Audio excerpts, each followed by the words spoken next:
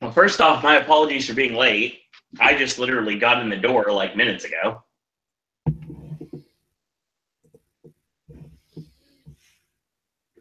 I just returned, obviously, if you're watching my Twitter, from Slammiversary. Indeed. Yes. And I'm really curious to see what Ashley thought of the show. I noticed if you look at the title of the video tonight, it says GFW Slammiversary and New Japan Pro Wrestling. Well, it's kind of a disclaimer here because obviously this wasn't GFW Slammiversary. This was Impact Wrestling Slammiversary. The GFW. They changed the name again. What? No, it's not that. It's the fact that I don't think the GFW stuff goes through until starting tomorrow's tapings. Which I'd love to be at, but unfortunately I do have previous engagements. To be able to be there. Even though they already announced it. Brilliant. Right. Jeez. So yeah, we've got that. And so we're going to be talking about Slammiversary. And then we're going to be discussing later on tonight the night one of the Long Beach G1 USA shows. Definitively night one, but if something happens, because I now have headphones and obviously you don't get reverb, if anything important happens, especially considering the Bullet Club have said they're doing something special tonight, and normally when that happens, somebody gets kicked out the Bullet Club. I'm a little concerned. So there's a lot of, we'll get into this real quick because this is something quickly we can go into, but there's a lot of speculation of what that possibly could be. Maybe splitting the Elite from the Bullet Club and doing Kenny, the Bucks, and Marty against a Cody-led team, which would be Fale, Yujiro, Hangman Page. The Gorillas of Destiny are kind of like, who knows where they're going to go. They could totally do this. Oh my God, I've just realized. What did they ask? What did they do at the ROH TV tapings? We're going for the 6-man tag belts, but they never revealed who. Is Omega finally showing up? It's possible. In Ring of Honor again? Ooh. And other assorted. Ooh. I don't know. He just hit a really awesome Tope Con Hilo and Tomohiro Ishii right now. So I just turned up a second ago. Yeah. Let's talk Slammiversary. So I'll give you the rundown here. There's something that happened tonight that I really wish 100% that I had a transcript of. Is it anything to do with fat asses? No, actually it has to do with the end of the show. Okay. So, we'll get to that later, but it is involving Alberto El Patron and a live microphone and no TV cameras. We'll put it that way. All right. He really loves to use the F word. I'll say that right now.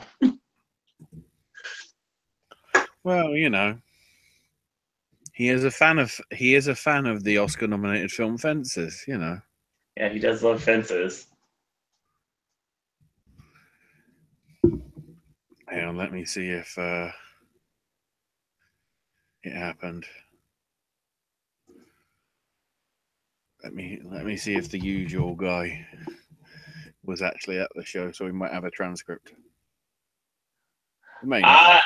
I would be more than happy to have a transcript of this, but I don't have one. I wish I did. I have a feeling if somebody did go, they probably have an idea what was said, but we'll see.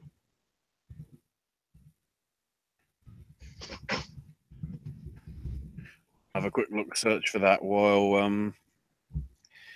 I mean the show was all right. It was okay. Once again, anything you say, I can say this. I know I sound like a broken record because I bring this up every time we talk Impact Wrestling. It's a lot better live. The atmosphere is more electric live. 150%. I mean, yeah, but some of the stuff, it's like, I mean, we have to even actually not even start with the pay-per-view. Because they decided to put on a pre-show match. You are correct. And this is the six-man tag, mix six tag with KM, Congo Kong, and what's her name? Chelsea Green. Laura. Well, we'll use her gimmick now, Laurel Van Ness. Taking on that Dick Shearer, along with Pepper Parks and Cherry Bob. Yeah, that's pretty much right. Stop making out like she can't wrestle. She's a bloody WSU champion for about a year. God damn it. Right. Well, I mean, that gimmick's still going where it is, so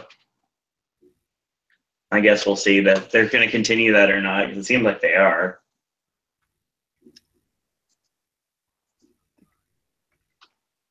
Well, I mean, it was an okay mixed tag. Yeah. There was nothing really special about it, in all honesty. The only good bit, really, for the entire show was Tom West's commentary. Because Tom West was just old school Tom West. Just shouting a lot. To be honest, that was one of the bigger things that I really wanted to be able to hear. That's one of the only disadvantages of being there live, is the fact that I did not get to hear Don West commentary. And Hugo Flores didn't do too bad a job. He was interrupting a shit ton, though. Good or bad? When Dom was trying to be in mid-flow. So sort of in a bad way. But as an alternative, because of all the shit that was going on, not too bad, actually. It's understand. You could sort of see he was a replacement for Tenay, which is somewhat of a shame. But yeah, how did the match finish? I can't even remember. Well, Ali hit the acid drop, and then we got the pepper shaker neck breaker from Braxton for the win. So then we had the video package with the actual black bloke. The actual black bloke that is the guy that has narrated God knows how many years of TNA stuff. Correct. To actually narrate it in person, LL Cool J style from bloody WrestleMania last year. Ow. That's a fair point. I'll give you that. Sorry, New Japan. It was a nice, well put together video package. Absolutely. At least some of the big bits of the history of the past 15 years. So then we open with Ed Nordholm, Dorian Roldan, the bloke that leads the Crash, and the president of Pro Wrestling Noah to all randomly come out and just look like, why the shit are you here? I can see that. So out first was Laredo Kid and Garza Jr., followed by Drago and El Hijo de Fantasma. They were hugely over in the live crowd. As they should be, because it's Drago and who was the guy that had his face eaten off? King Corno? Yes, that's him.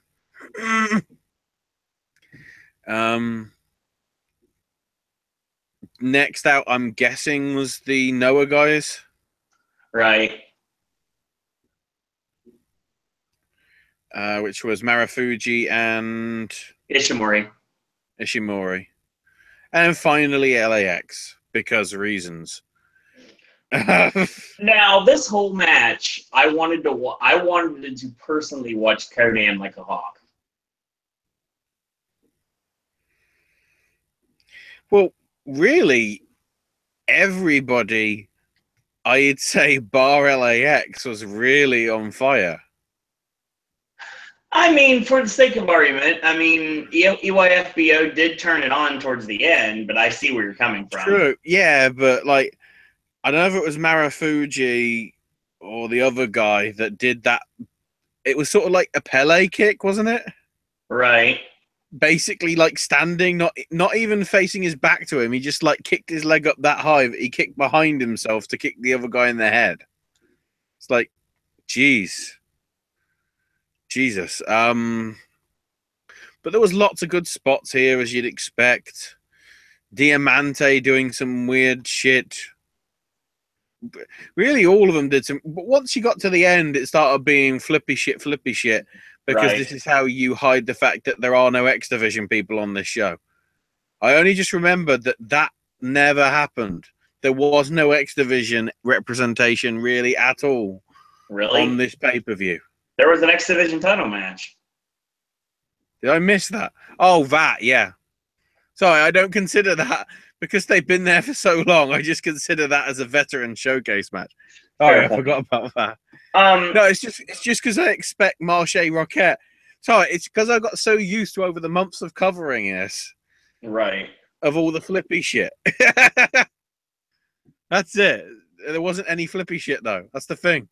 I mean, this was really good here. I mean, I liked a lot of the stuff in this match. The one thing I will say, Ash, I don't know if you caught this, but watching it live at least, it seemed like the other the tag teams, obviously from Noah, Crash, and AAA, they weren't used to the ring. Because I noticed there was a lot of close calls on those dives. Well, the AAA guy should be, because they have a six-sided ring.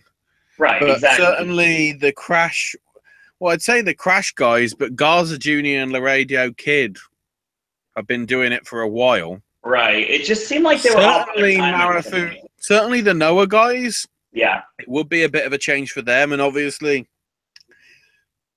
80% of everything I see EYFBO on this year has been in a four-sided ring. Okay, right. They're Impact guys, but you know, it doesn't have to be really. But Homicide ends up trying to go for the Gringo Killer, and it just didn't work. He tried to get Garza Jr. up for the Kudo driver, and he was trying to hit it on the ring apron, and it just looked really messy.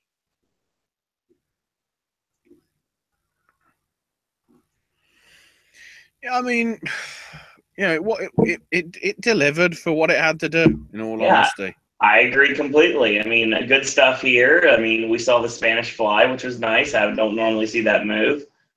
And then EYFBO ended up putting Laredo Kid away with the Street Sweeper, and they retained the tag belts. I'm honestly surprised they didn't drop them. Oh, and actually, no, that's where I got confused. Because this was for the unified titles. Right. This was for both titles. Why haven't they been properly unified and only one is used? Are they having multiple belts because they think they're the Young Bucks? No. I'm truly believing at this point that, and I said this on Twitter as well, I think that the new championships, I mean, even though they may just stick with the GFW belts if they're going to keep that representation, but we could get new championships brought up as early as tomorrow's tapings or anything this week. But if not, then they'll probably just keep the GFW belts. I can't see them carrying two sets of tag belts. Like you said, they're not the Bucks. So. And then the weirdest thing. Well, there's a lot of weird things. No, but that scared the shit out of me. Conan got on the mic and said, LAX is expanding. you'll find out who our new member is soon. And I'm going, oh, are you fucking kidding me? You know, what would your family think of you not being an honorable man? And I was just like, he's basically going to win the title and then turn his back on his family and join LAX. I don't see it. I don't now After because tonight, I know what happened. Right. I know what happened. But it's just at the time I was just like, keep in mind, this is TNA. So stupid shit normally happens. It did, but thankfully they didn't go that route. No, they did not. So then Joseph Park informed Jeremy Borash that they've got a chance tonight because tonight's match is no DQ. And Borash is like, what? We're going to die. And Joseph just said, don't worry. We just have to rely on old friends. There was two options there. And it's funny because if you really paid attention to how this storyline has progressed throughout time, you'll notice that the people that were involved in the match, even though we're going to get ahead of ourselves a little bit, were name dropped. So we should have expected it was going to happen the way it did. Because that's the only people they could get. Well, technically, you know, one of them wasn't really that necessary because he was wrestling under another gimmick. Yeah, it was, especially with the music. We'll get to that later. So let's talk about the tag match. Then we get to the tag match. Adonis and Eli Drake. What? Are you kidding? So, yeah. Blame New Japan.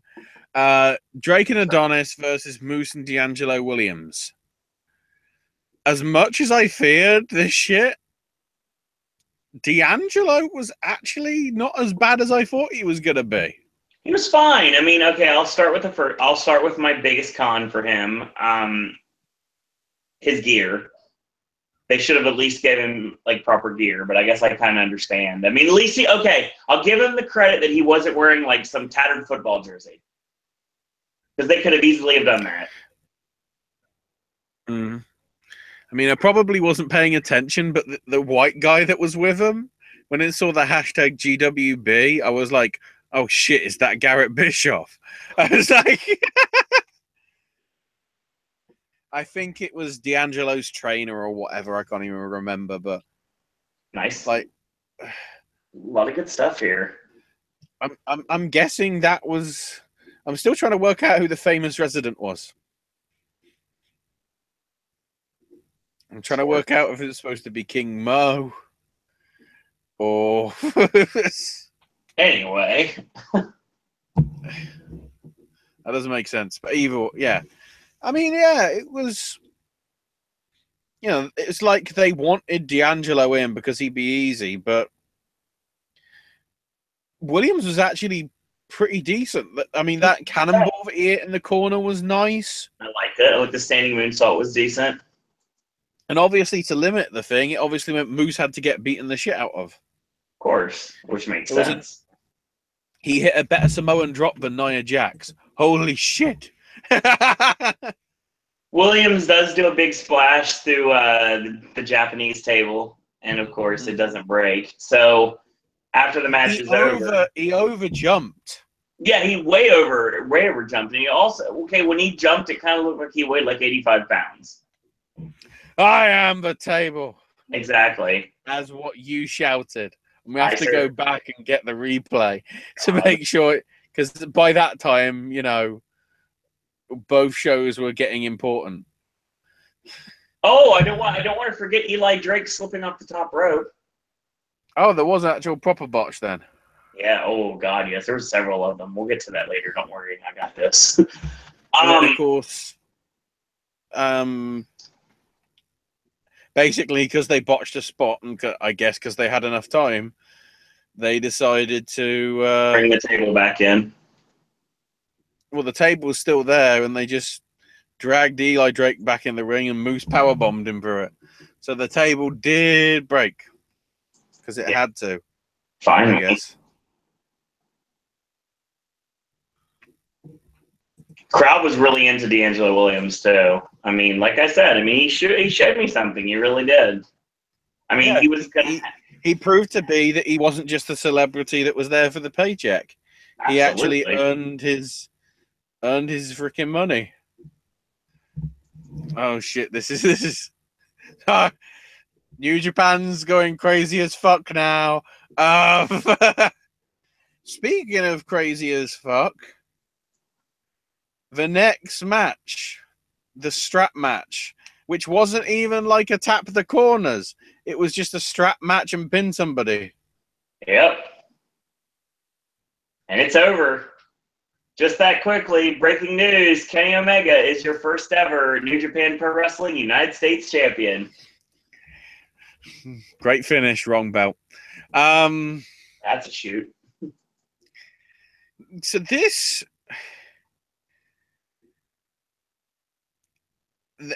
match was very well done. I'm surprised they put it on so early. Then again, I guess it was headlining the first hour, so it sort of made sense. Right. But yeah, you had the nice little spot with the whole handcuffs being involved, but then of course Storm managed to get the upper hand, take the handcuffs off EC3, who had them at the time, handcuffed him to, I think, one of the turnbuckles. Yeah, it was the Wile E. Coyote Roadrunner ideal. Basically, like, you think you're handcuffing somebody, but you end up getting handcuffed yourself. And then he whipped him 32 times because he'd whipped him 31 times over the last few weeks and everything. You are correct. I guess. They had some good back and forth action, really. This has been a great storyline overall. I mean, this build-up has just been great for the last several months. The really smart bit, though, was the end. This is an interesting concept. So, yeah, obviously the strap's there. EC3 yanks so hard on the strap that James just goes face first straight into the corner. I honestly, from my vantage point, I don't know how it came off on television, but you can vouch for me on this. I think he was trying to deflect a little bit so he could, like, get off some of the brunt of it, and I think he took it straight in the forehead and knocked himself loopy. Well, yeah, he hit him there, but sort of Storm from out of nowhere just super kicked, last called him back. But as soon as he hit that super kick, he just collapsed like dead, practically. Yep. He was just completely out of it. Gone. And shit's going down. And then EC3. The interesting finish was that move with the pedigree. Yeah, my backyard wrestling finisher. My backyard wrestling finisher, the elevated pedigree. See, the thing is, Storm, it's the last call. It's quite literally his last-ditch effort, and he just collapses. Because EC3 rocks against the ropes and doesn't bump off of it. He's just completely, like, out of it. But then he just passes out. Mm-hmm. And he did a stretcher job. And then they took him off the stretcher and they carried him to the back. Lots of different directions you can go here. Mm-hmm. Like, EC3 is just an evil human being, which is a good possibility. I mean, we didn't get that I'm aware of. Obviously, we didn't get one for the live crowd. We did not get an announcement of who's going into the Hall of Fame at Bound for Glory. And there's been a lot of it's not really speculation.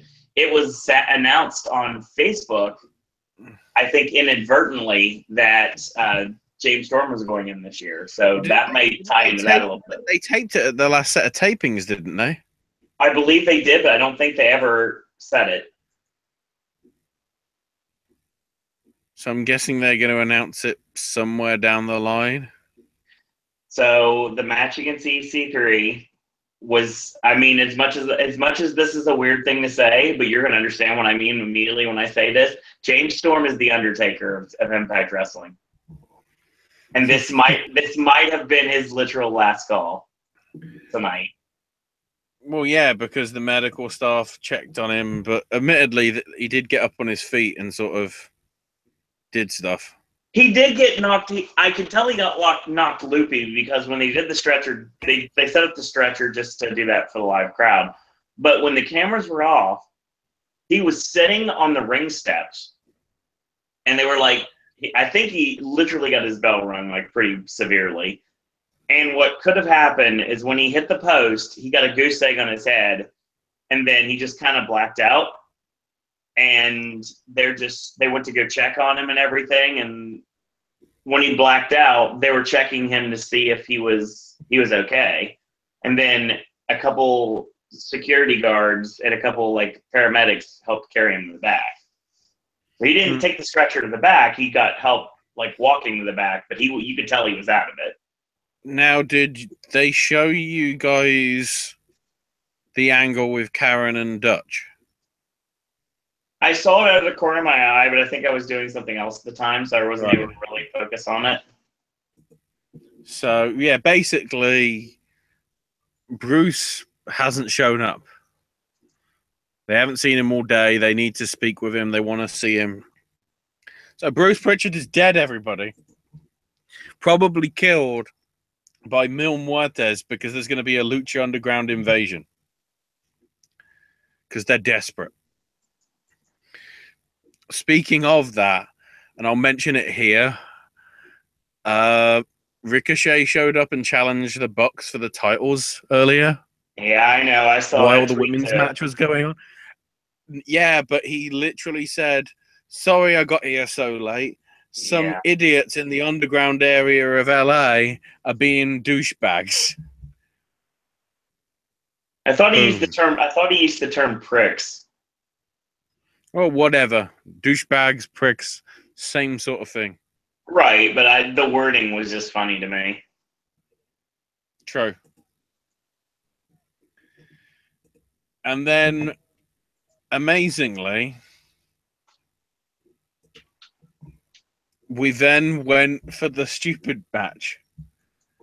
They didn't try and put it on way too far up the card.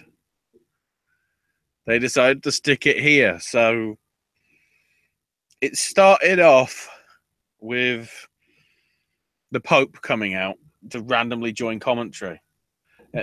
He's only allowed to be on one match, apparently, for some reason. Also, it seems to have been established that whatever happens after this result, both are going to be doing commentary together. Apparently. That doesn't make much sense if you think about it. Right. It's a bit weird. So it was Matthews at first and trying to do good stuff with Park. But then JB tagged in because he wanted Matthews. And, of course, Matthews just tagged out to Steiner. And they got a little physical, but then it was just like, okay, the best thing to do is run the fuck away. And that's when it turned into a fucking Hardy compound shit thing. Okay. You tweeted me. You sent me a DM. Not that DM, thankfully. You sent me a message that basically said, in your ways, that, oh my God, they're stealing from the Hardys. Okay. Yeah. I can understand. But once again, just like I said before, during the Great War at Bound for Glory, this came off extremely well live. Now, for the sake of argument, there were times at the beginning that we couldn't hear. We had no audio. Oh. I don't know if you guys had audio on television or not, but we did not have audio from the from beginning. what I remember, we had audio throughout. There wasn't any. There wasn't any weird shit, really. Right. So yeah, the faces ran off. Matthews and Steiner decided to get in a golf cart. This is fun. And they got sprayed the shit out of with a fire extinguisher. So the Benny Hill theme was going in my head when I was watching this.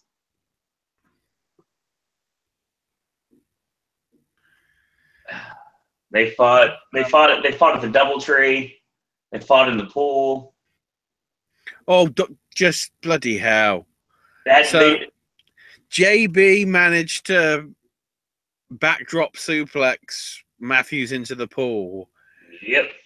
And then he decided to do a front flip moonsault and basically kick Matthews in the head. He literally kicked Josh in the head, straight up. It's just like, that's what you get, son. And then, of course, they start choking the shit out of each other in the pool. That could have literally Then we get Steiner throwing Joseph Park through a door. That was entertaining. And he's like, I'm going to get the other guy's fat ass. Just keep saying fat ass. Apparently that's all he knows to say. What?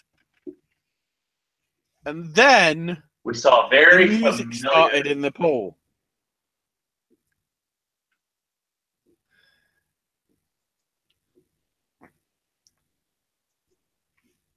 But a very familiar object. A mask was protruding from the water, and people were going nuts for it in the live crowd. And yes, Shark Boy returned to Impact Wrestling.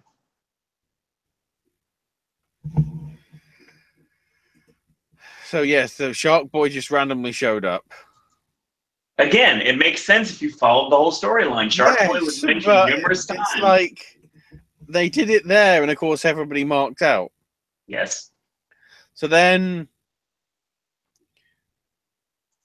Father James Mitchell showed up. God darn right he did. Went to Joseph Parks and sent, I got you a present. Happy anniversary. And of course it's, I guess, another new mask. Again. Oh.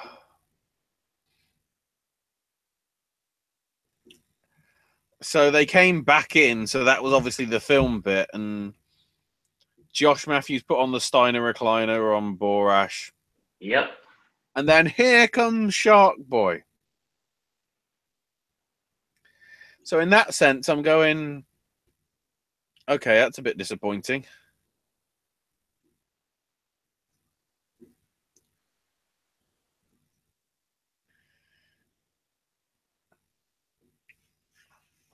I am just getting distracted by...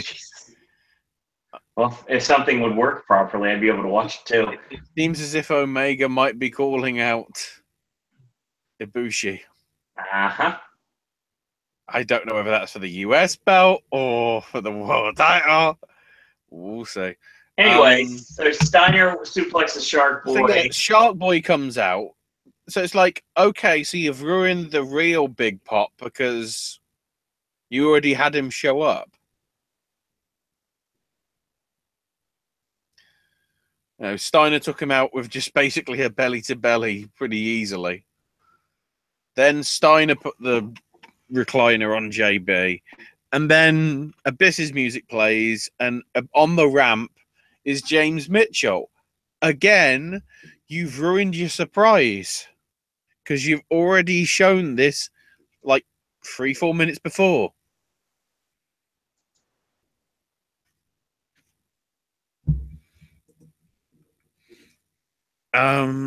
He had his old music. He had a new jacket, new mask, certainly.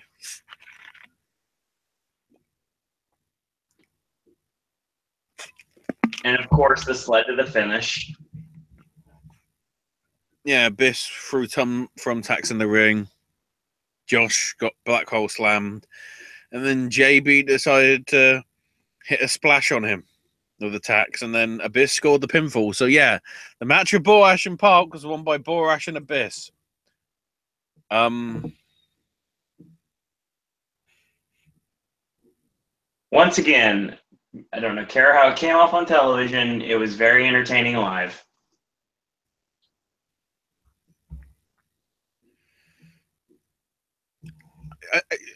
Borash did have, like, tacks in his hand. Oh, yeah, totally.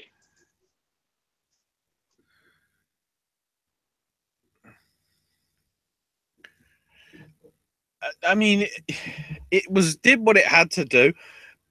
The best bit was Shark Boy and James Mitchell. The rest of it was sort of shit. That's a sad thing.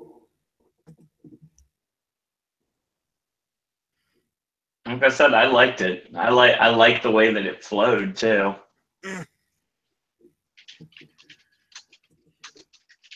So then we get probably to the better half of the card.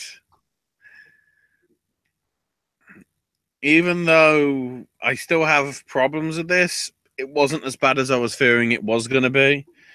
You know, the mixed tag Full Metal Mayhem match. I did not mind this. Yeah, it was... Really, they just did spots that loads of other people did. Yeah, pretty much. You know, the thumbtacks in the bloody mouth and then the super kick, like, right?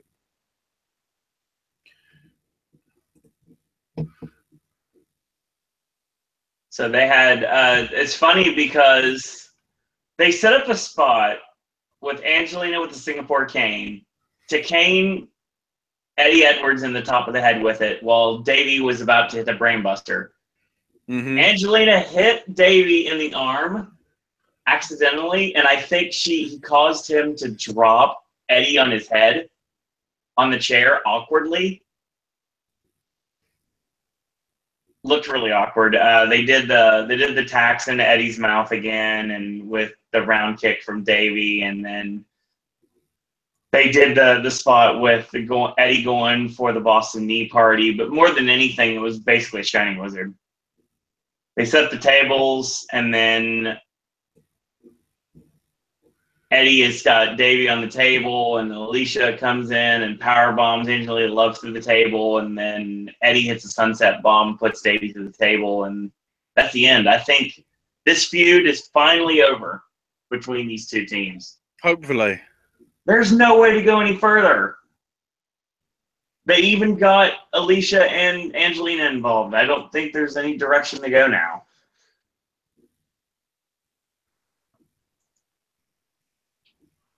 I mean, stranger things have happened, but still.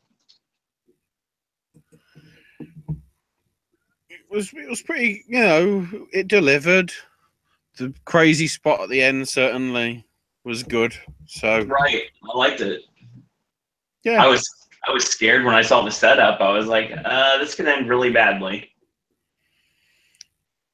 Apparently everybody's going to an In-N-Out Burger after Okada's recommendation. What's that Makes about? sense because right now the Impact roster is over at Universal writing Revenge of the Mummy. Ah, right. Oh wow, the audio just went weird, sort of like one side of the headphone just then. Thanks, Nichiban.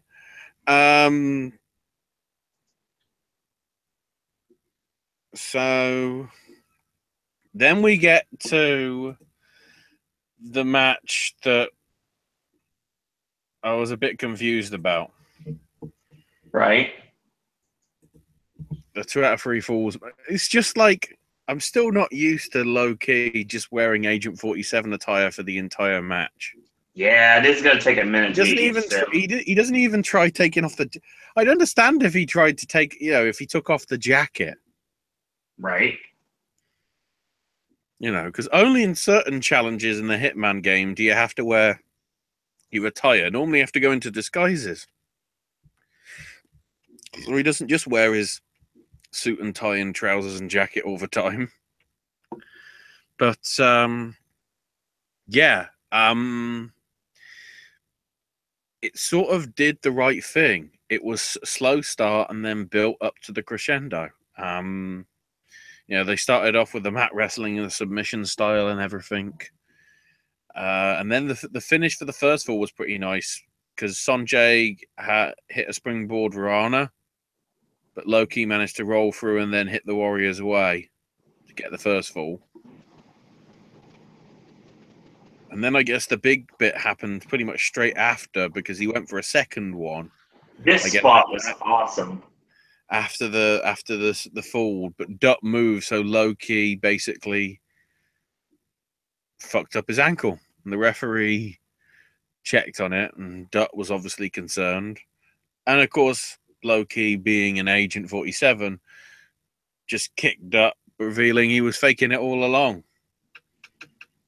It was supposed to boo him, but really, that we sort of presented it as face versus face, weirdly.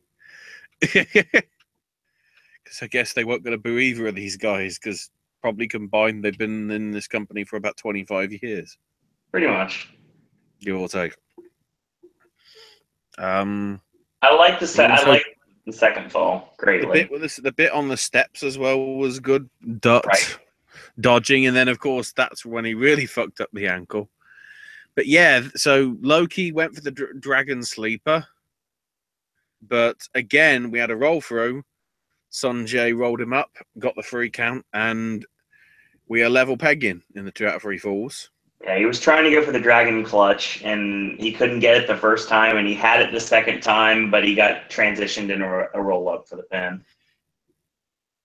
And then we went into Stiff City for the third one. Loki, I don't know whether he legit injured his hand or not, but he certainly seemed to be laboring with it, certainly. That happened when he won the title, too. If you remember back to the Ultimate X match, he was favoring his hand in that match, too. So Loki put Sonjay up in the Tree of Woe. Joey Lawrence went for the proper one.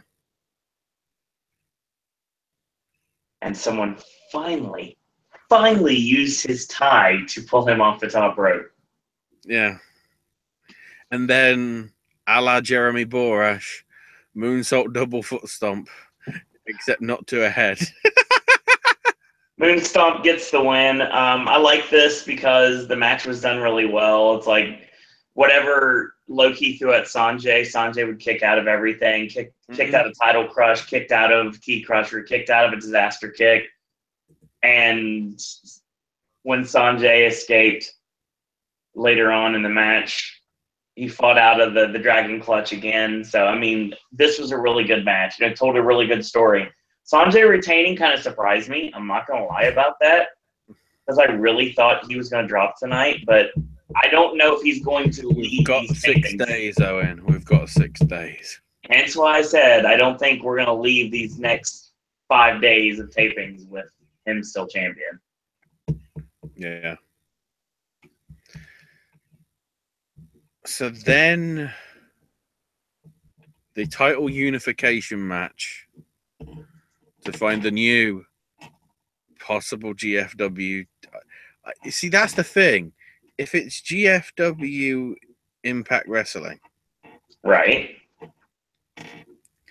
Which belt is going to be the one? I'm seriously not sure. I'm sort of I'd say keep the names, but certainly merge the things because of the history. Once again, let me bring this up yet another time. There is one GFW championship that is not being talked about whatsoever. And I think they may have abandoned it, or they're going to bring it up during the tapings this week. The Hardcore 24/7 title. It's the Next Gen title. Do you know why they don't talk about the Next Gen championship? Because it's held by Hurricane? Because it's held by the current Ring of Honor World Heavyweight Champion, that's why. Oh, awkward. He never dropped that belt. Yeah. He's had it since November 25th. Quick, let's do a show on the Pro Wrestling World Cup thing. God. Get the belt changed. Oh.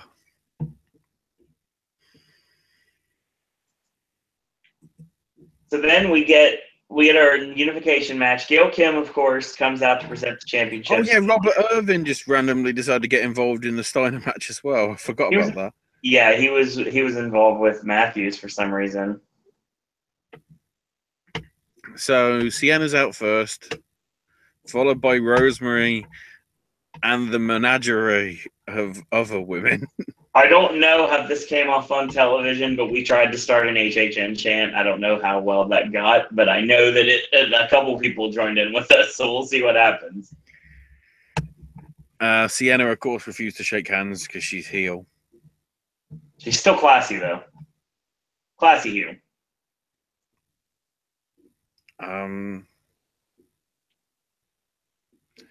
The really interesting thing is KM and Laurel came out, but then Laurel managed to fuck it up with Sienna, so Sienna was just like, no, I don't need you. So that was just like a weird bit. It's like, okay, so that means Sienna and Laurel are going to be in some sort of fucking love triangle. We'll see. Probably. So, of course, the finish did involve all the other shit that's been going on. So Rosemary hit the red wedding and was just about to get the 3 count. Only for Laurel to show back up, Paul Hebner out the ring. Here comes Ali with a kendo stick. Laurel ran off. So they did that. Sienna hit Rosemary with the belt. 1, 2. Oh, look, it's actually not over. So the finish was a bit weird because Rosemary went for the mist, but Sienna covered her mouth and then rubbed the mist into Rosemary's eyes. Why would it affect her fucking mouth? You know, if you think about it, it'd be more like the eyes if you wanted to block it rather than, Right. Mouth to mouth. Unless we're doing Lesbian Seagulls by Engelbert Humperdinck. Hashtag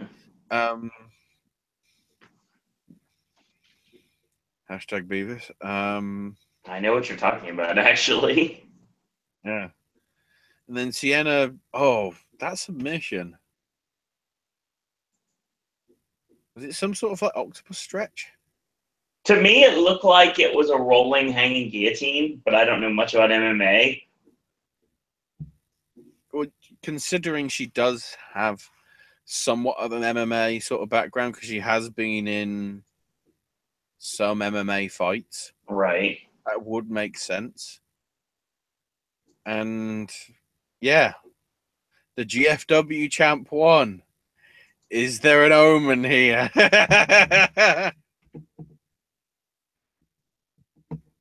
Because then it's time for the main event of the evening. But first, what? Jeff Jarrett. Oh, yeah, he just did a speech saying thank you. I still want to know where my fucking gold is. Even more so now that the company that was called Impact is now called apparently GFW. That's still associated with it. So where's my fucking gold? Where's my fucking gold, Ed Nordholm? Where is it? So it's Lashley and King Mo and some weird fucking entourage out first. Versus Alberto with Dos Caras and El Hijo de Dos Caras. And I'm going, oh shit, that bastard had better not get involved. You saw what he's done to, he single-handedly made WCPW a shittier place with his 2 matches that he's had over the past couple of years. So here's the question I posed to you, Ashley. Mm-hmm. Did you happen to see somebody in the front row wearing a Dos Caras mask? I vaguely remember somebody with a mask. Yeah. Somebody with a mask and black hair coming out from underneath it. Oh my God. Are you telling me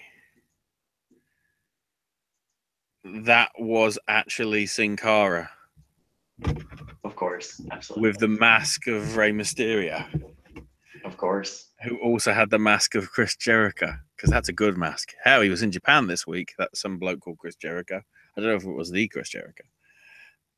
I'm guessing that is Hangman. That is that that is was correct. that was the handmade Hangman. So, I mean, I can confirm this 100% because this person, if you go back and watch Slammiversary, this person was using their phone to film Patron's match. After it ended, that person was ushered literally to the back. And then when he gave his big speech after the show was over, this person no longer had a mask and was kind of peering back through the curtain, and where the fans could see them, and all they need is just to tweet one picture of that, and it's not going to be a good time. And I can 100% confirm that's who it was, because I saw it with my own two eyes. I'm seeing the pictures and I'm just like, yep, that's certainly her. Yeah, she showed up right before the main event, and right after the main event was over, she literally like darted out. She had like two guys escort her to the back.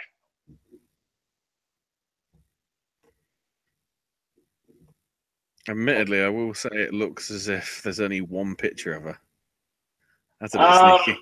Well, it was hard because the people that really could have got pictures of her didn't realize it was her. Yeah. I'm trying to sort out the. No, that's not that. That's the wrong page. I don't know many people who go to their fiance match if they broke up. But that's the confusing thing. Oh God, no, absolutely not. I mean, after everything, I think that there may have been like a split, but it's one of those things that it got worked out. It was just a misunderstanding that was everybody took way too far, took way too literal, and now, like I said, this shows up obviously over the weekend, shows up tonight. So I mean, and most likely is going to be there this week during the tapings. So yeah, I don't see any breakup anytime like lately. Match was really good. I enjoyed this main event. A lot of good stuff back and forth between here. All the both sides got their corner men involved in one way or another. I think King Mo wanted to kill Dos Caras. Yeah. It looked like it at least once. Patron gets up in his face, and I didn't see what was said, but it looked like bad words were exchanged, and notice they stay away from each other the rest of the match, except for the kicks in the nuts, and that was about it. I'm trying to see if there's any pictures of the actual page rather than just the mask. There's got to be. I mean, I don't know who was paying attention to it, but I mean, it was clear. I've seen there seems to be one of her in the mask, but there doesn't seem to be any other ones. She was hiding for the most part, but there was one time at the very end where Patron was in the crowd, and he was literally just standing there like celebrating, and she was waving to him from the curtain. Oh, it's as if she's trying to get fired. I'm telling you right now, once again, just imagine when she's no longer working for the WWE, Imagine matches she could have with Rosemary, Sienna, Allie. Heck, like I said, even though the Laurel Van Ness character is kind of like makes her wrestling limited, Chelsea Green. Mm-hmm. I've been saying the money match for Impact is going to be Rosemary versus Saraya Knight. So I think that that's a possibility. Well, hopefully. So, you know, they had good stuff. There was that bit when King Mo just randomly tagged Alberto, so Dos Caras just chopped the shit out of him. And King Mo is like, if this was a fight, I'd fucking down you now. And like, it isn't though, King Mo. Get the fuck out. Kudos though, he sold. He sold his chest on the top. So kudos to him for actually selling, because he could have been all Joey Badass and he wasn't, which worked really well for me. Mm-hmm.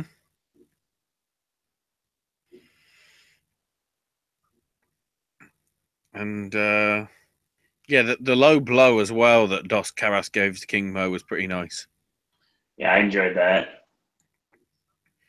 But yeah, eventually it was Lashley, basically.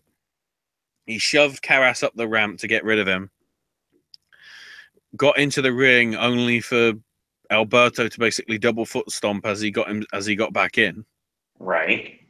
1, 2, 3. Alberto wins. And my feed cut off. Just like, yeah, sod it. That'll do. Enough. So I basically missed probably the last 2 minutes, which was basically just everybody, Jeff and Karen and Nordholm, along with others, playing, celebrating with Alberto. Some of the roster as well, I guess the face guys. It was a weird mixture of everything. It's like yeah, it's just like, here are random people. Phantasma was there in a suit wearing his mask, but no Drago. That was weird. And I mean, Scott D'Amore was out there. That was kind of weird. And then the fun stuff happened. And my God, I wish I had a transcript of this. Because I'm looking around and I can't find anything. If we can find a transcript, I'll censor it and we'll do it we'll bring it up on Wednesday when we talk Impact proper. So we're trying to get to the mic. After the match is over, Lashley extends his hand, and Patron's kind of no-selling him somewhat. So he gets up to his feet and he grabs the mic.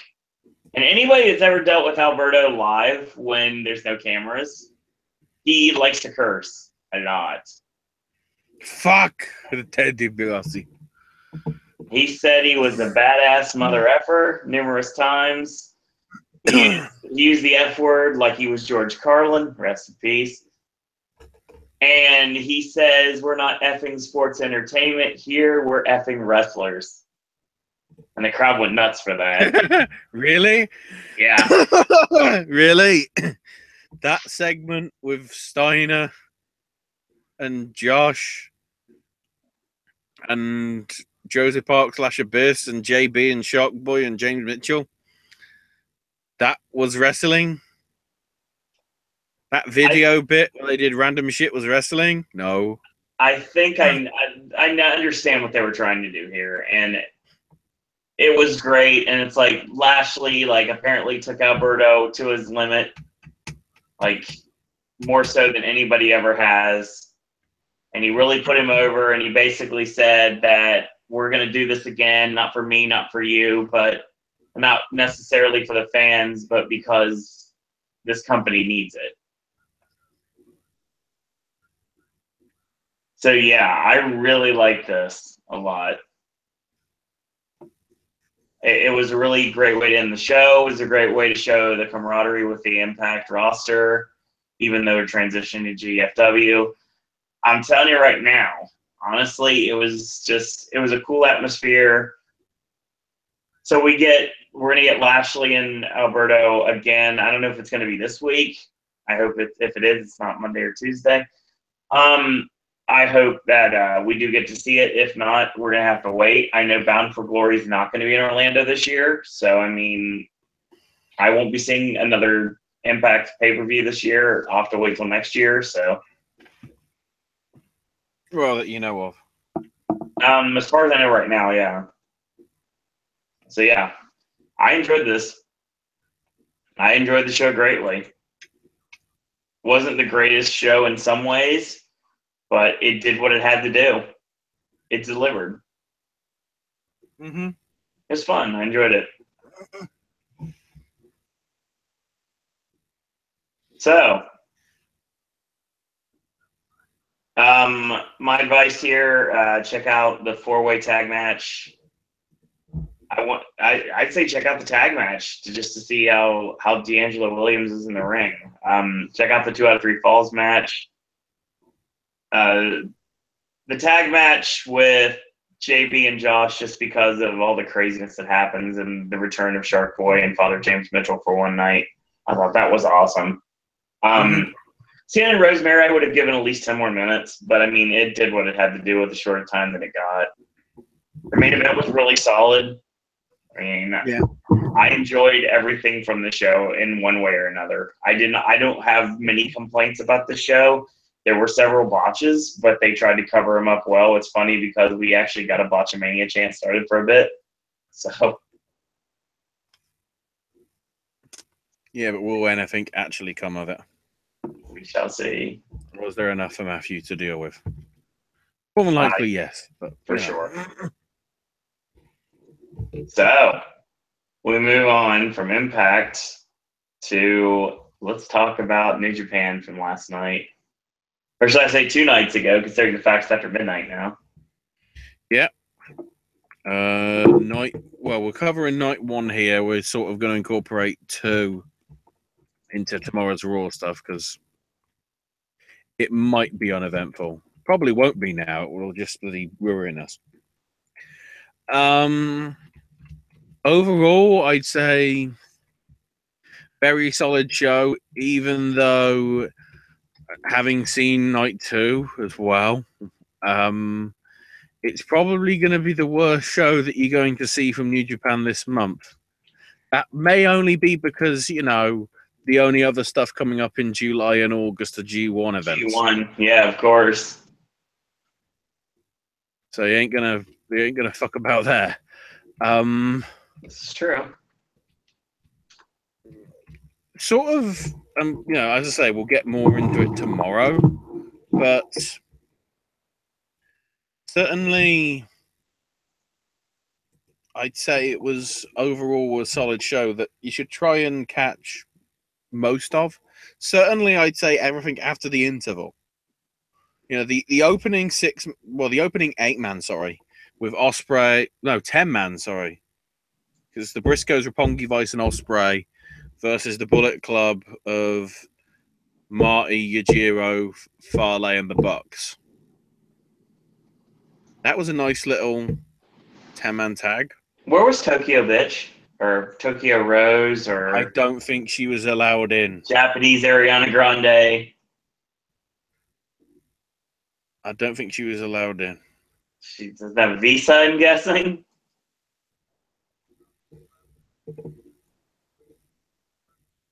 That's good stuff here. I realized tonight, live, that EYFBO and the Briscoes might as well be the same tag team. Just look at them. Look how they look. Seriously. EYFBO have the homeless look that Mark and Jay have. Straight up. Yeah. Good stuff here. Yeah, the finish obviously was the right thing to have happened with Roppongi Vice pinning the Young Bucks. So it's like, yes, they're not going to lose the titles. Ospreay stops the Meltzer driver, Rocky with a roll-up, which puts heat on their tag match they had last night for the IWGP Junior Tag Belts.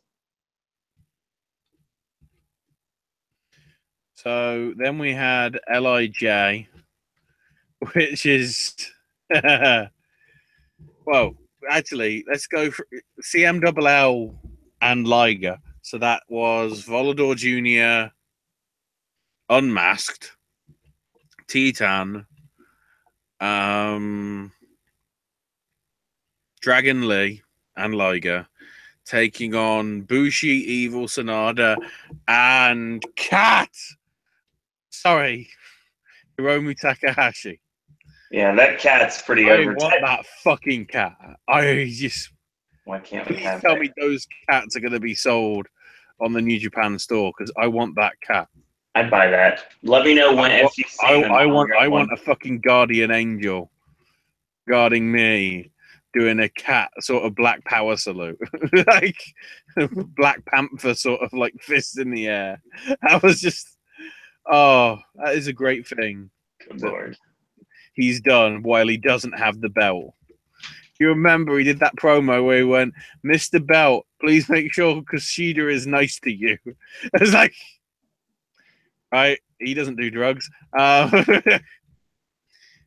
Sadly, there wasn't that much cat involved in the fight, which it should, we need more cat in fights.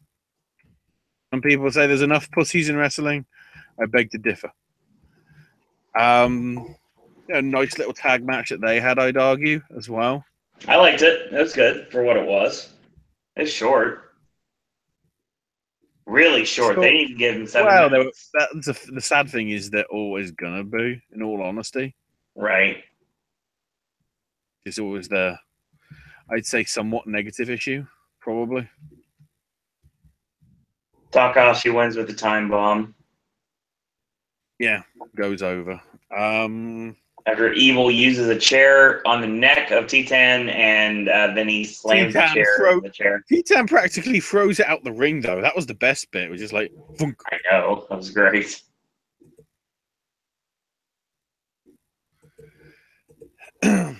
So then we got to the first of the US title tournament matches. Hangman Page versus Jay Lethal.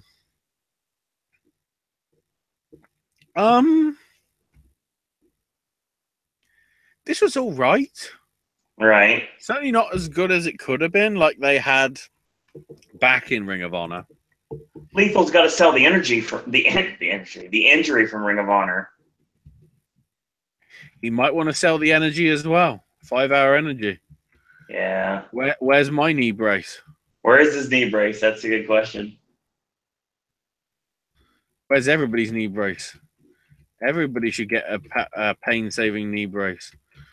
Just generally. I don't know why. Just it should be a legal requirement in all 50 states or something.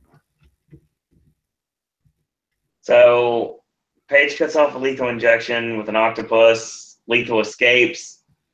Pump kick.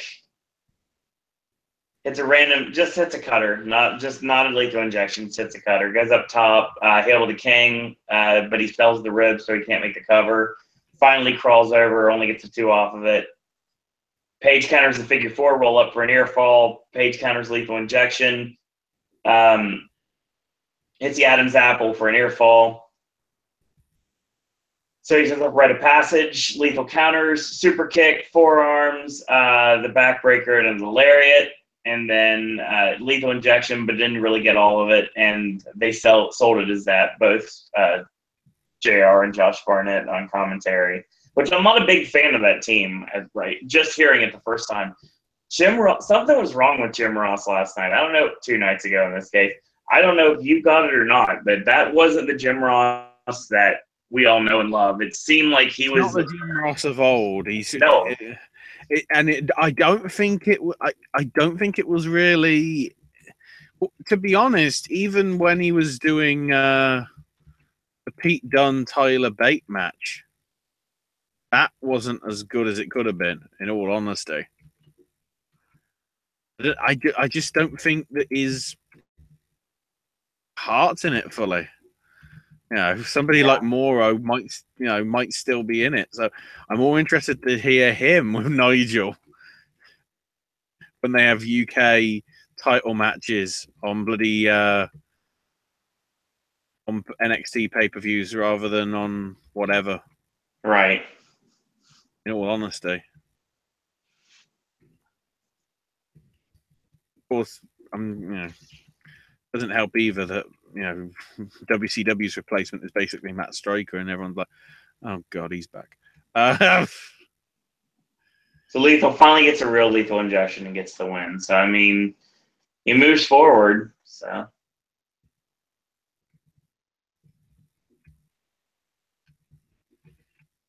yeah. But then we had, trying to remember, I think it was the Sabre Junior match next. yep, Sabre versus Juice. And I'm surprised that this one went the way it did, at least in terms of result, because you'd have thought it's 50-50 booking. The guy that got screwed over in the 6-man tag stuff at Dominion would get his revenge. But actually, nope. They booked him to basically, I mean, I don't want to say job, but because he didn't really, it was good back and forth stuff, but Right. it's how much of a submission specialist Zack Sabre Jr. is. Just you think you're free, and then he'll just like, "Oi, mate, I got your arm." Well, that just like, excuse me, son, I think you left your arm behind you. I mean, there was a bit tonight with Ishii. I mean, we'll talk about it more tomorrow, but he basically had Ishii hitting himself in the head because he was basically flexing him that much, and that sort of stuff it makes sense, really. If you think about it, for his style, for the British style, we're going like old school Billy Robinson, I'd say, and Johnny Saint, and all the classics. Not the one that may have murdered his wife. Oh yeah, that got mentioned. They mentioned him on the show, I think, in relation to Sabre. Yep. And it's like, of all the days you mention it, JR, when he's been arrested in Spain, accused of killing his ex-wife. Bit awkward, son.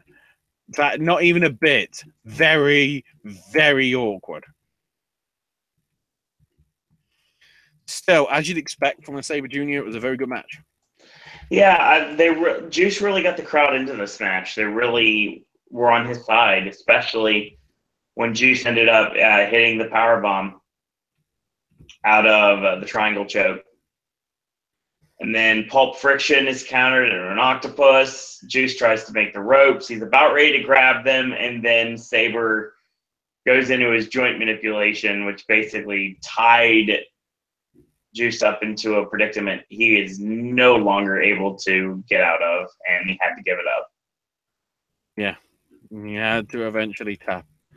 We had a sort of very similar situation tonight, but as I say, I keep saying this, and it's like, no, I'll leave it to tomorrow. But some of the stuff that happened tonight really was better, which is, I guess, you'd expect because it's those guys.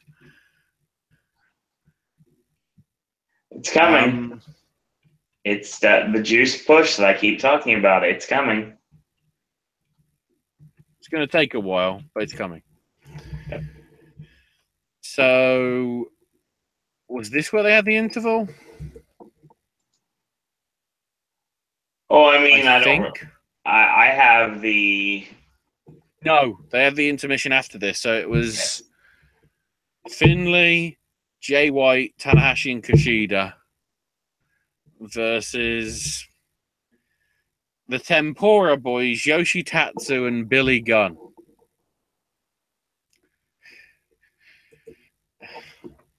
This is where I would place Cookie Monster. Right. Because one of these things is literally not like the other thing. And it sort of proved it because technically this is Jay White's first New Japan match since he left join Ring of Honor. And same, I guess, for the Tempura Boys. The first time they've been in since leaving for I guess, Western experience and jobbing to God knows how many people, including the Young Bucks, which is the most important one of all, of course. And it was there. They did the build up for the IC title match, which was okay. I'll spoil that for tomorrow. It wasn't, anything out the blue like it's an incredible match. I wasn't expecting it to be. It was serviceable and decent. So was this match. It's sort of it's weird to say that a match with Tanahashi feels like an odd man out. It did, in all honesty. I mean, your take, Owen. Yeah, I mean, it seemed like it was a little bit like disjointed when Billy Gunn was in the ring because he seemed like he stuck out like a sore thumb. So I did like when they're doing the Hunter Club stuff with Yoshitatsu and he came out like Triple H. I thought that worked really well for me. And I like when Gunn told Kushida literally to suck it and did not censor himself. Yeah, that didn't go perfectly, did it? So Tana goes for flying body press. Billy basically drops him, fall away slam, and then Tana hits a sling blade, but he's way too close. And then we get the tag into Yoshitatsu and Jay White, and it ends up going crazy for a while. Tatsu gets double teamed by Finlay and White. White hits Uranagi and gets a near fall. Basically, it was Nodowa Itachi, but still. And then all of a sudden, Jay White hits a modified flatliner and gets the win. So it's just an awkward match. Wasn't terrible. It's just it felt weird, like something was missing. Credible opponent for Tanahashi. So sad. It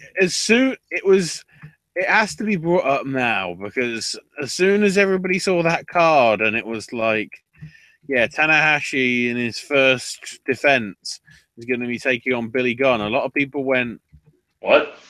That's it? Really? You're going to showcase the shit out of this stuff with them?" Yeah, that's what they did. I don't get it either.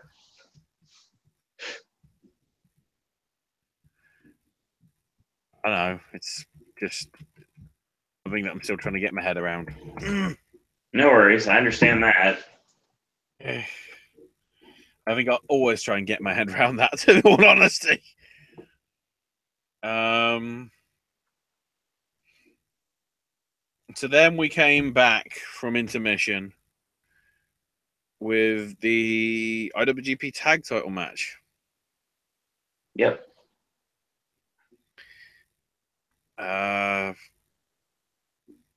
Guerrillas of Destiny Guerrillas of Destiny defending against War Machine. Yep.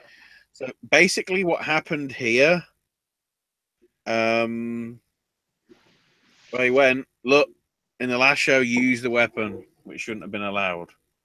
But we like the sound of weapons, so Mr. Chairman, like, I love that bit, like, Mr. Chairman, make it so.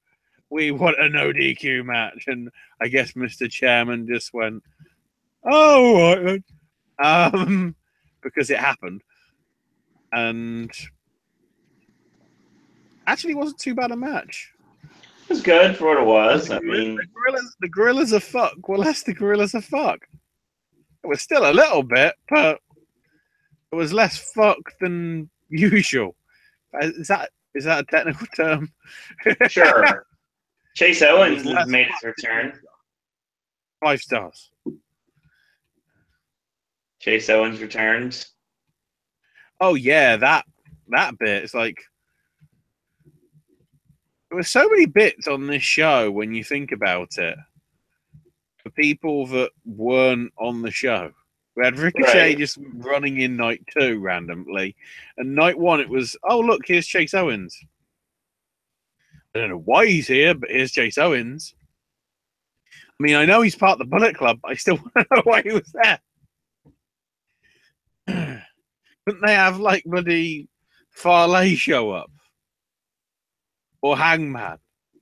Or, I don't know, Haku? You know, Haku was there tonight. He was just randomly there in a bloody t-shirt. Bullet Club t-shirt. He's part of the Bullet Club now, apparently. I guess because his kids are in there. Or one of his kids, anyway. Makes sense. Pretty solid match, back and forth. Did this one have a table? Yeah, it was fallout to the table for the. And it had War the tape, Machine and belts. because it was the show, because it was the show that it was, it obviously, they were Japanese style tables, certainly in terms of size, but the most important thing is they were American made because they broke. Yes, they certainly did. I think New Japan will be getting contact with the person that supplied them and going, hey, guys, do you ship internationally? I'm surprised about the result, in all honesty, because once again, the titles are flip-flopping. Just whoever you, God knows who. You know, honestly, I think the next challengers might actually get the belts. And when you find out who it is, Owen, you might be a little intrigued / concern / insert of a word here. I don't know. So from what I remember, the finish was I can't remember War Machine's finish. Shit. It was fallout to the table. Oh yeah. I thought it was something different from that. No, it was fallout to the table. I thought the table spot was on the outside. I'm probably getting it confused tonight. It was nice, but sort of what probably also impacted it was Jim was off again. You know, Jim had his hits and misses. It's like I think he kept calling them like different tag team names. Yeah. Thankfully, he didn't say Gorillas of Fuck. He should have done.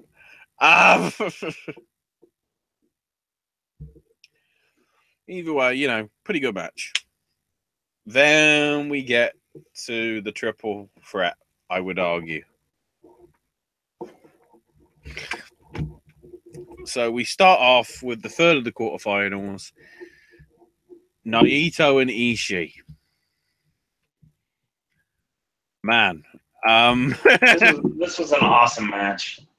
Yeah. Told a great story, too. I'm trying to remember what the exact story was. Was it just the general story? It was just a good back and forth match, and two guys know each other very well. Oh, to some extent. I think they know each other. Well, they certainly wrestled for a bit. I wouldn't say they know each other well.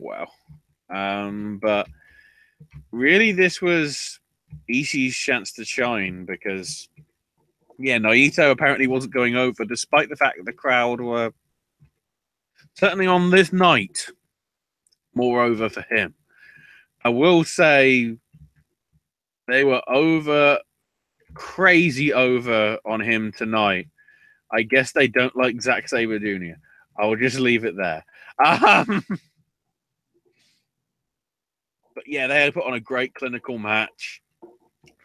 Naito was doing his stuff. Ishii was just being a monster because that's what he do. There's a reason why people compare him to Gojira. because I guess he is the human Gojira.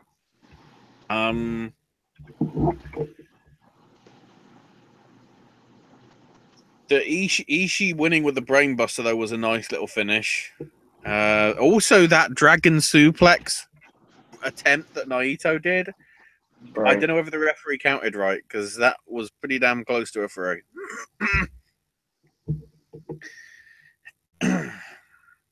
And then we get Omega versus Elgin in a Happy Canada Day match. Boy, was it a fucking good Canada Day. It even started with before the match started, and Omega and the Young Bucks were all trying to too sweet Red Shoes. I remember this. So he gave him a crotch chop, and he had sort of an arm in arm hug with Elgin. Like, oh.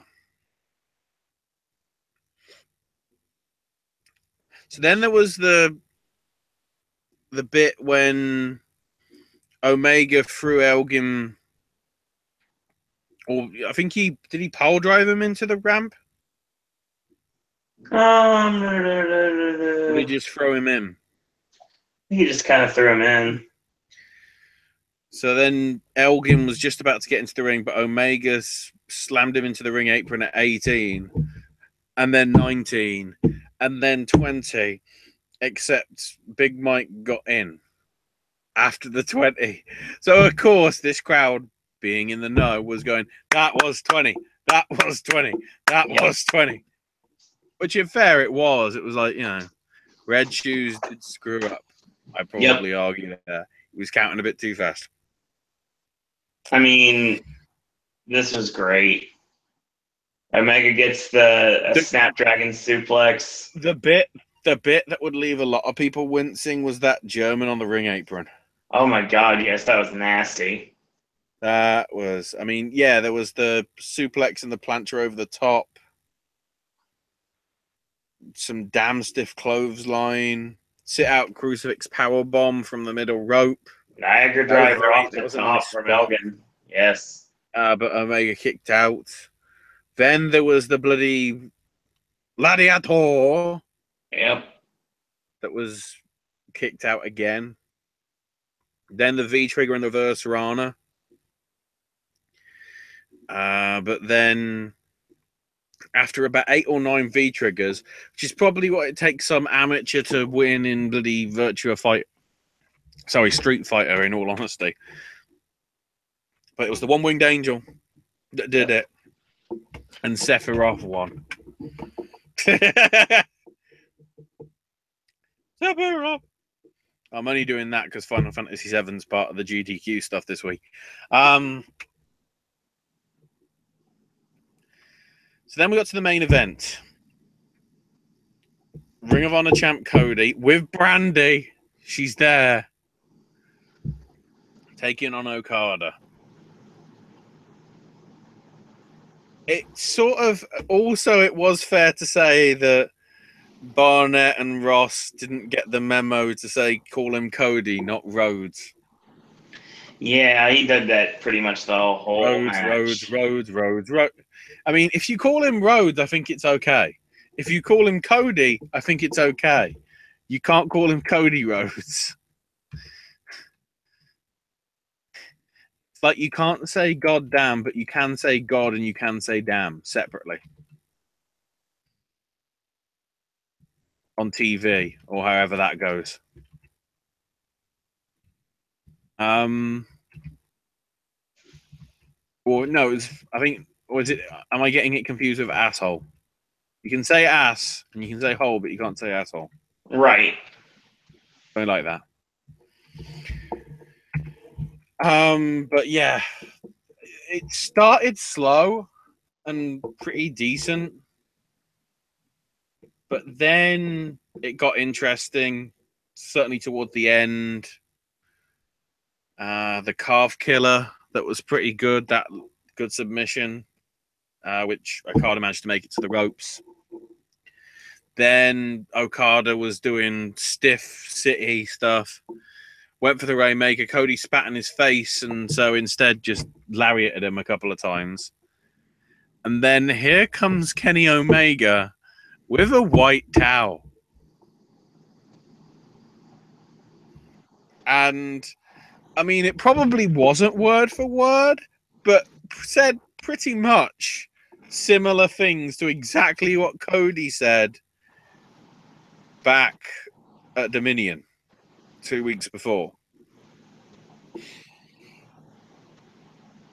And so Cody ducked the Rainmaker and hit, I guess, the Cody Maker. Do we call it that? And Okada kicked out at 2.99999999. Did that beautifully. And then, of course, Okada hit a crossroads. Like, okay, you're not doing your own finishes. You're just doing for other people's finishes. And then, of course, Cody, trying to one-up the other people, went for a one-winged angel. That was a mistake. I think gave him a tombstone, followed by, I think, a second one, but that was the spinning variety. And then Rainmakered him, and that's all she wrote. I was trying to get the times.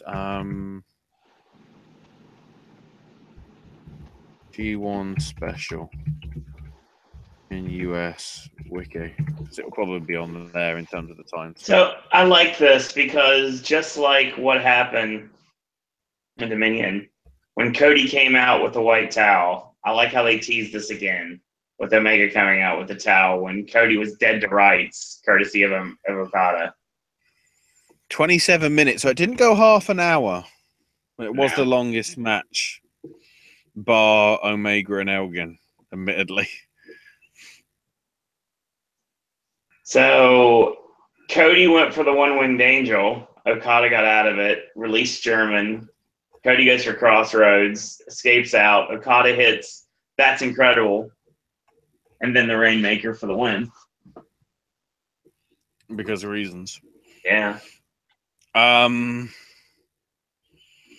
then afterwards, Omega got the mic and said, you know, I'm jealous that you got to main event tonight. We got a rematch during G1, but tonight's your night. Of course, the irony is he got to main event the most important night, the one that wasn't live. Although I did see it live, I will say that. And Gato was just like, New Japan, King of Strong Style. Well, no, the future of Strong Style, actually, he called Okada. How is he the future? He's been there for years. And then Okada asked the fans in English, you know, how was New Japan? Thanked Long Beach, promised to make it rain Strong Style all over the world. And then did his usual sort of, you know, Strong Style will not be put down in Japanese thing. And that was your lot. There was the stuff afterwards, which really didn't have anything in it. They didn't do really any sort of hype towards G1. So I thought they might have done. They didn't even really do that much tonight either, when you think about it. So that's somewhat of a shame. But we'll see what happens as we move along, little doggy, and all that. On to, I guess, 2 weeks' time for night one.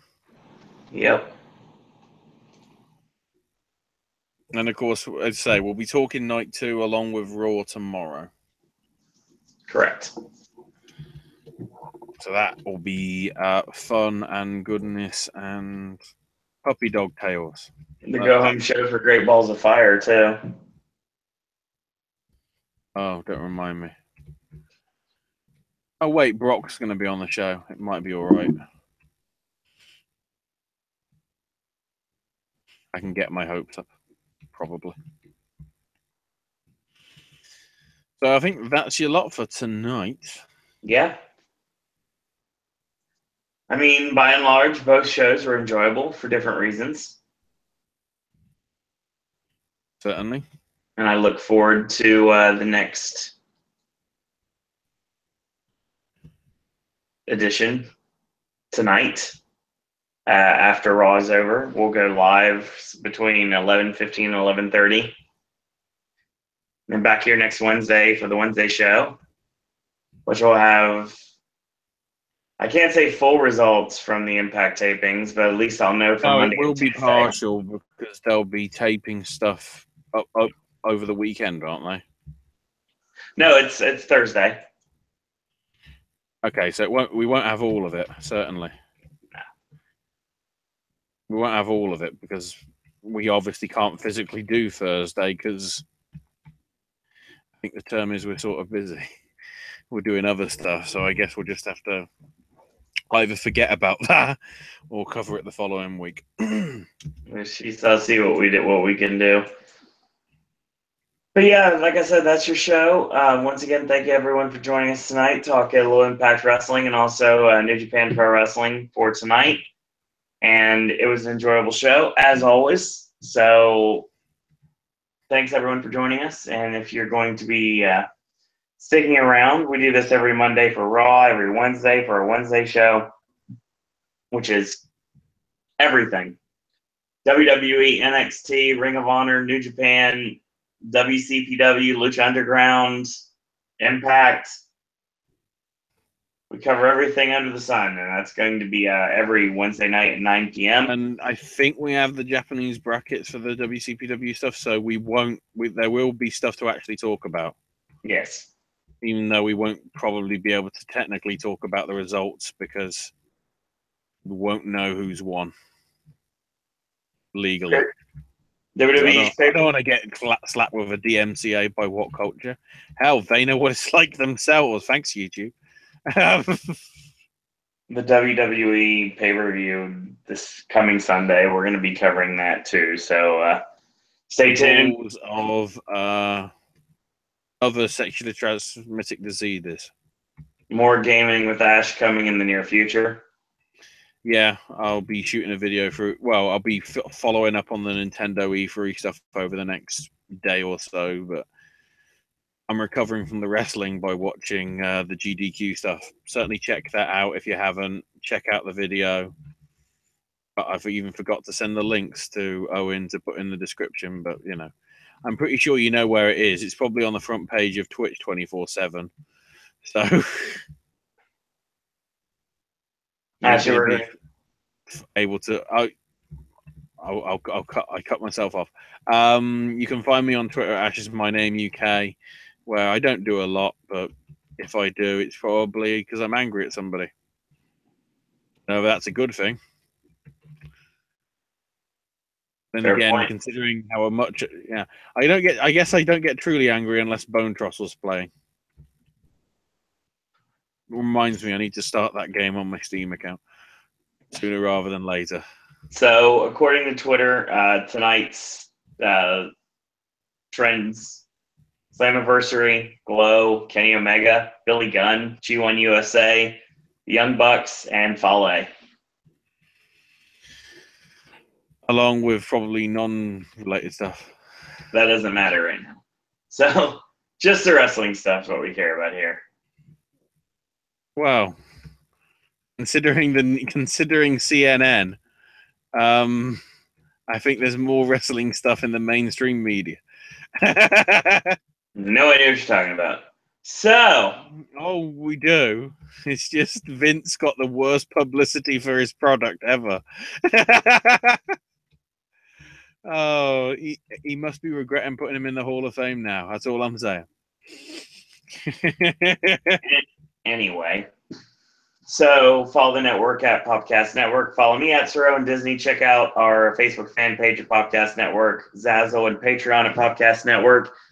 And I want to thank everyone for joining us tonight or this morning, depending on how you're looking at it. And as always, in a world where there are a billion wrestling podcasts, we're very pleased that once more tonight you have chosen a Popcast. And thank everyone for watching. Thanks everyone for listening. See you guys and girls out there tomorrow for Raw. Go buy your Bullet Club shirts available at Hot Topic. They're available. If you buy one, you're going to be able to get one for $5. That's going to be up until July 4th. So if you're in the U.S., you can take full advantage of that. There's 6 shirts that are available right now on Hot Topic. So purchase those, and they're also available on the online store as well once they're available, once they get the reshipment in, because the restock hasn't been done yet. So that's a stupidly crazy deal. Why am I in the wrong country? Anyway. God damn it. So that's your show. Thanks, everyone, for watching. And until tomorrow, boys and girls, that's all we got to say about that. Roman, you got a lot to live up to. You better deliver tomorrow, son. Actually, I don't want you to deliver. That'd be better.